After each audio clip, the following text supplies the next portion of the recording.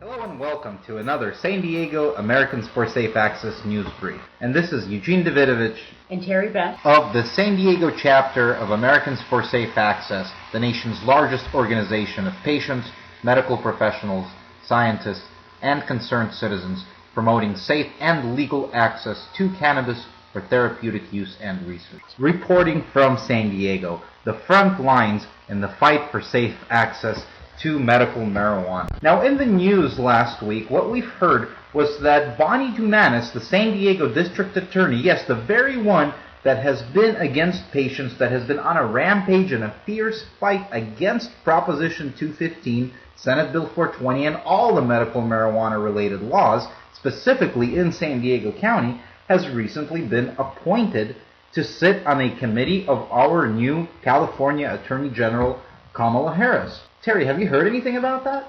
I have just a bit about it. I believe she's going to be on the committee to reduce recidivism in our state prisons. Now, that's very troubling to hear. At first thought, it seems like Cooley was someone who we just fought very hard to try to stop from being in power and holding the Attorney General position, because we knew that he received advice directly from folks like Bonnie Dumanis and had his own efforts to defeat the medical marijuana laws. And now we see Kamala Harris, someone who's supposed to be a friend, perhaps on our side, start teaming up with District Attorney Bonnie Dumanis. Now, could this mean that in the future she could potentially be influenced or start turning to folks like the District Attorney of San Diego for medical marijuana-related issues? Well, Eugene, far be it from me to defend anything Bonnie does, but she set up local reentry programs at different prisons so prisoners can re-enter the population near their communities, which I think is a good thing, and I'm happy to hear that. But we will have to watch very, very carefully because, as we all know,